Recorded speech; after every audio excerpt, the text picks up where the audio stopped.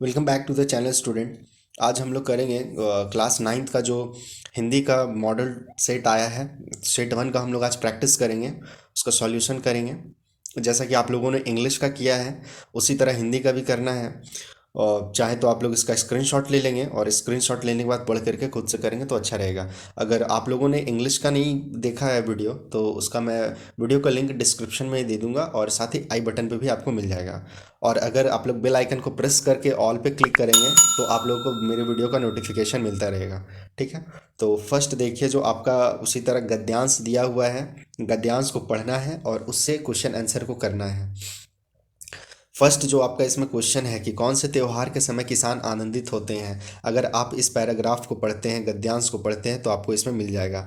यहाँ देखिए सी नंबर इसका आंसर हो जाएगा कि नव वर्ष के आगमन के साथ मनाए जाने वाला त्यौहार से किसान आनंदित होते हैं। ठीक है, उसके बाद जो दूसरा प्रश्न है कि कौन से त्यौहार हमारे मन में देशभक्ति की भावना जागृत कर देते हैं। तो कौन सा त्यौहार है तो जिससे देशभक्ति जागृत होगा। तो जाहिर सी बात है, यहाँ पे आप देख सकते हैं ये महापुरुषों की याद में मनाए जाने वाले त्यौहार।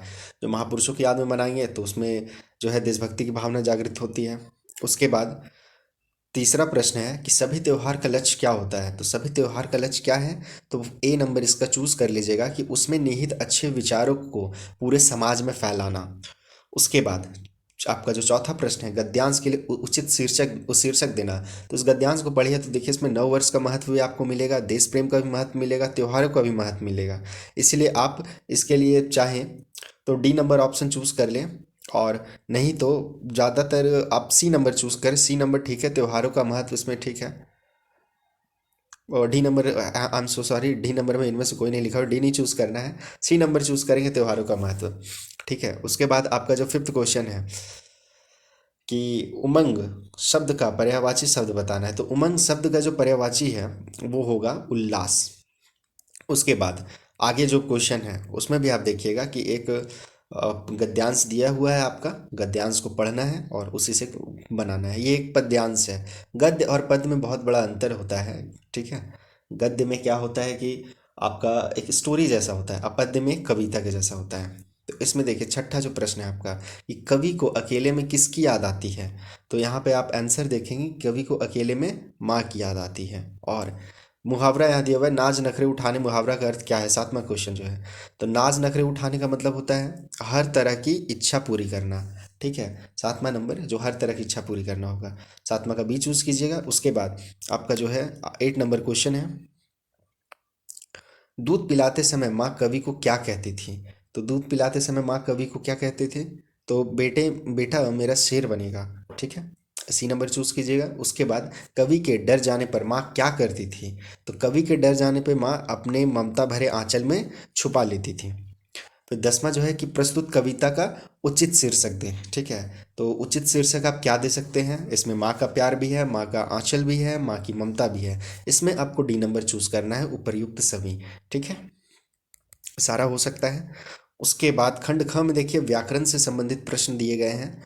आपका जो मतलब 11वां नंबर का प्रश्न है कि जो शब्दांश किसी शब्द के पहले जोड़कर उसके अर्थ में परिवर्तन ला देता है उसे कहते हैं। तो उसे क्या कहते हैं, तो उसे हम लोग उपसर्ग कहते हैं। तो ए नंबर इसका आंसर चूज कर लीजिएगा।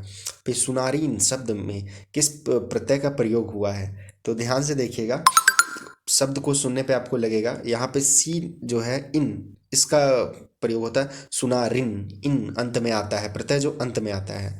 उसके बाद आकाश का सही पर्यायवाची शब्द क्या है, तो आकाश का गगन है आपका, बी नंबर चूज कीजिएगा। सीता आम खाती है, वाक्य में ने पर सर्ग के प्रयोग से कौन सा परिवर्तन होगा। तो सीता ने आम खाई, सीता ने आम खाया, सीता आम को खाती है, सीता से आम खाया नहीं जाता है। तो इसमें आप जो आंसर चूज कीजिएगा ये होगा सीता ने आम खाया।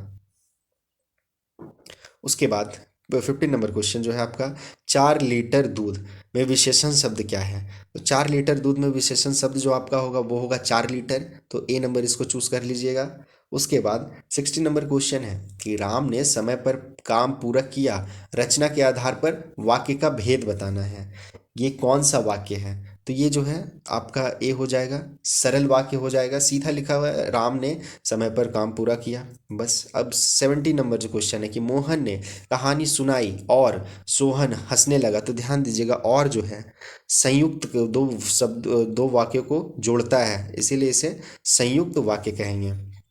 उसके बाद 80 नंबर क्वेश्चन है आपका, 9 2 11 होना। 9 2 11 होना मुहावरे का सही अर्थ क्या है?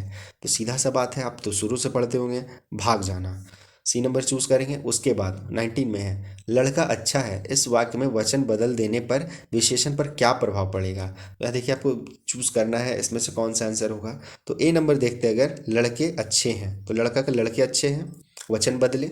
ठीक है, क्योंकि लड़का का लड़कियां, ये बी नंबर नहीं हो सकता है, लड़की नहीं हो सकता, लड़की नहीं हो सकता, वचन बदलना है। ठीक है, स्त्रीलिंग पुल्लिंग नहीं बदलना है। उसके बाद 20 नंबर जो क्वेश्चन है आपका कि विशेषण पद के द्वारा जिसकी विशेषता बताई जाती है उसे क्या कहते हैं?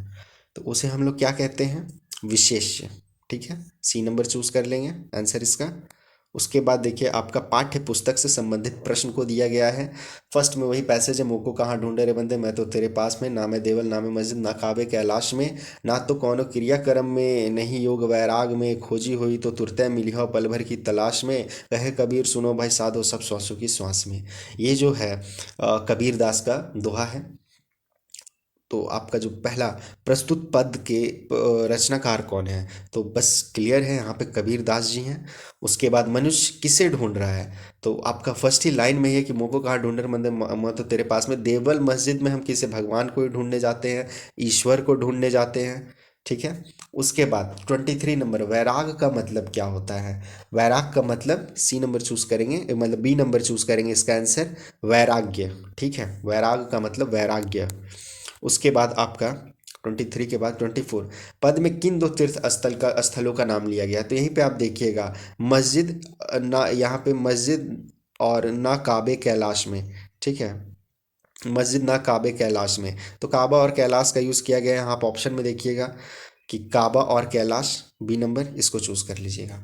ठीक है, उसके बाद निम्नलिखित प्रश्नों के सही विकल्प चयन करें। अब क्या है क्वेश्चन जो है, सब श्वासों की श्वास में, इस पंक्ति का क्या अर्थ है? तो इस पंक्ति का क्या अर्थ होगा? फर्स्ट ही अगर हम लोग देखते हैं कि ईश्वर सभी जीवों में कण कण में रहते हैं, यही है श्वासों की श्वास में रहते हैं।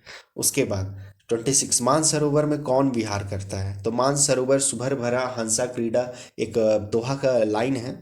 तो वहीं पे हंस जो है, मानसरोवर जो झील है उसमें हंस लोग क्रीड़ा करते हैं, विहार करते हैं, घूमते हैं।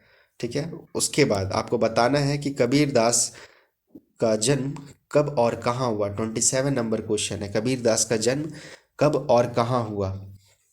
इसमें आप देखिएगा दिया हुआ है 1398 ईस्वी काशी में। ठीक है, ए नंबर जो ऑप्शन है उसको चूज करेंगे। 28 नंबर क्वेश्चन है कि इनमें से कबीर की रचनाओं का संग्रह कौन है? तो हमेशा याद रखिएगा, ये आपको आगे भी काम आएगा अगर हिंदी साहित्य को पढ़ते हैं। तो कबीर दास जी ने बीजक की रचना की है। ठीक है, बीजक एक पुस्तक है जिसमें कबीर दास जी का सारा दोहा का संग्रह है। उसके बाद पखा पखी का अर्थ क्या होता है? 29 नंबर जो क्वेश्चन है, तो पखा पखी का अर्थ देखिए, डी नंबर पक्ष विपक्ष। ठीक है, उसके बाद 30 नंबर जो प्रश्न है, संसार को किसके समान बताया गया है? वो एक बहुत ही प्रसिद्ध दोहा है, थोड़ा सा मुझे याद नहीं आ रहा है, और दोहा था, स्वान रूपी संसार है भूखंड जग, हाँ ये दोहा था आपका, हस्ती चढ़िए ज्ञान को सहज दुलीचा डारी, स्वान रूपी संसार है भूखंड दे झकमारी। तो यहाँ संसार जो है वो किसके समान बताया गया है? तो यहाँ सी नंबर आप ऑप्शन चूज करेंगे, कुत्ते के समान बताया गया है। ठीक है, उसके बाद आपका प्रस्तुत गद्यांश फिर से दिया हुआ है, गद्यांश को पढ़ना है, पढ़ करके क्वेश्चन आंसर करना है। और ये जो आपका गद्यांश है वो किताब से, पाठ्य पुस्तक से ही दिया हुआ है। तो आप चाहे तो उसका यहाँ से स्क्रीनशॉट ले लें, उसके बाद आगे से क्वेश्चन आंसर को देखें। तो 31 जो क्वेश्चन है, छोटी सी लड़की रात को दोनों को क्या खिला जाती थी? तो छोटी सी लड़की रात को, ये जो है आपका प्रेमचंद्र का जो दो बैलों की कथा कहानी है, उसी से लिया गया है, उसी पैराग्राफ को दिया गया है। तो अगर आप दो बैलों की कथा को पढ़े हैं तो उसमें देखिएगा एक छोटी लड़की रहती है, वो दोनों कौन, हीरा मोती जो थे वो दोनों को खिलाती है। क्या खिलाती है? तो रोटियां खिलाती थी। ठीक है। लड़की के पिता का क्या नाम था? तो लड़की के पिता का नाम जो था भैरव था। ठीक है। गया जो था वो आपका, जो क्या नाम है, हीरा मोती, हीरा मोती को ले करके जाता है, मतलब झूरी का साला होता है गया। ठीक है। और भैरव जो है वह यहाँ पे एक लड़की के बारे में बताया जा रहा है स्टोरी में, उसी का पिता रहता है। उसके बाद 33 नंबर क्वेश्चन कि सौतेली माँ उसके साथ कैसा व्यवहार करती है? उसके साथ किसके साथ? लड़की के साथ। लड़की के साथ कैसा व्यवहार करती है सौतेली माँ? तो सौतेली माँ जो है यहाँ पे बी नंबर चूज करेंगे, उसे मारती थी। ठीक है।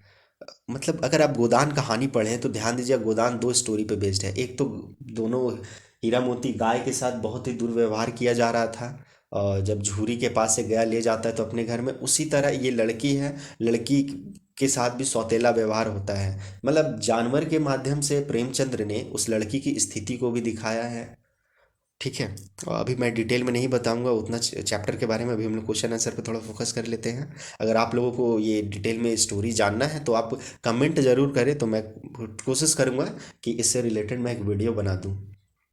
उसके बाद 34 नंबर में जो क्वेश्चन है कि दोनों बैल के साथ कैसा व्यवहार किया जाता था?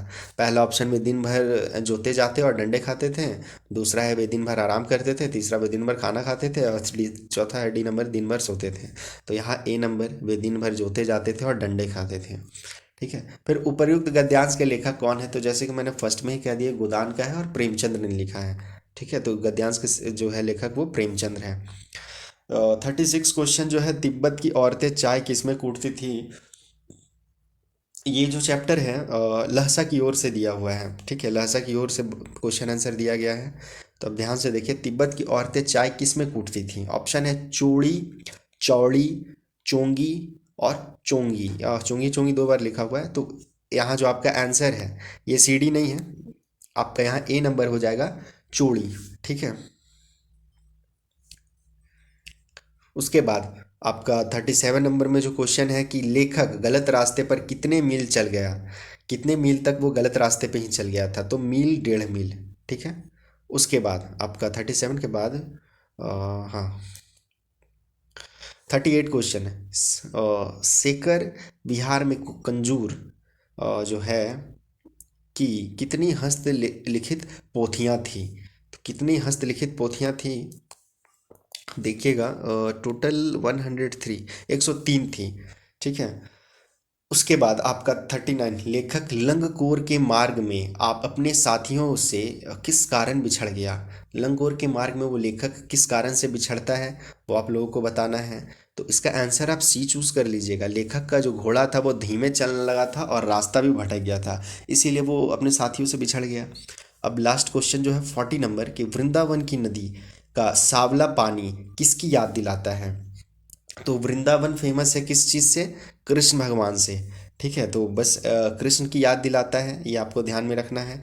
तो चलिए, आपका यहाँ पे टोटल 40 क्वेश्चन जो था, 40 क्वेश्चन कंप्लीट हो गया है। और अगर आप लोग को वीडियो अच्छा लगा हो तो लाइक ज़रूर करें और फ्रेंड के पास शेयर करें। साथ ही कमेंट जरूर करें कि आपको अगर किसी और चैप्टर का अगर वीडियो चाहिए तो फिर मैं उसका वीडियो बनाऊंगा। और एक चीज़ मैं और जानना चाहता हूँ कि मेरा वीडियो कौन कौन लोग देख रहे हैं, किस स्टेट से हैं। उम्मीद करता हूँ झारखंड स्टेट के ही देख रहे हो।